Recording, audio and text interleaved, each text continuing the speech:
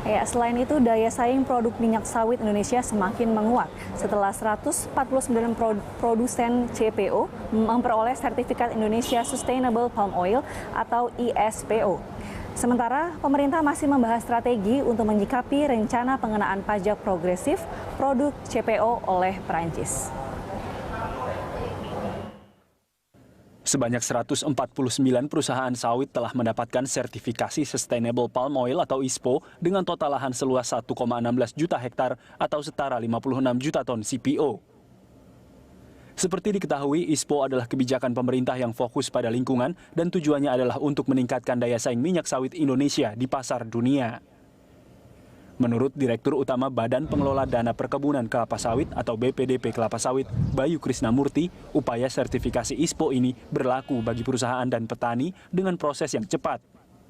Saat ini masih ada 540 perusahaan yang dalam audit ISPO. Nantinya, 540 perusahaan sawit tersebut akan menambah produksi sekitar 10 hingga 11 juta ton sawit.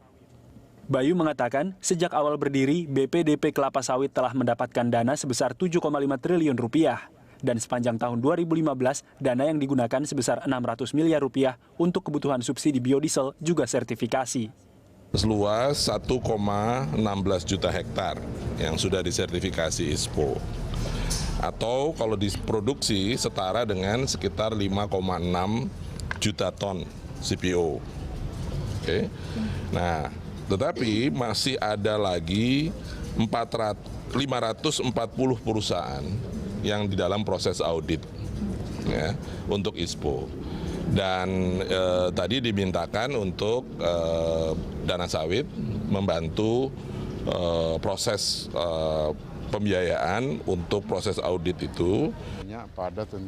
Di sisi lain, terkait dengan rencana pemerintah Perancis menerapkan pajak progresif untuk CPO, Menteri Koordinator Bidang Perekonomian Darmin Nasution mengaku jika pemerintah tidak akan melakukan tindakan progresif untuk menghambat kebijakan pemerintah Perancis. Menurut Darmin, saat ini yang perlu dilakukan adalah memperbaiki pengelolaan kelapa sawit dalam negeri agar dapat dilirik oleh pangsa internasional.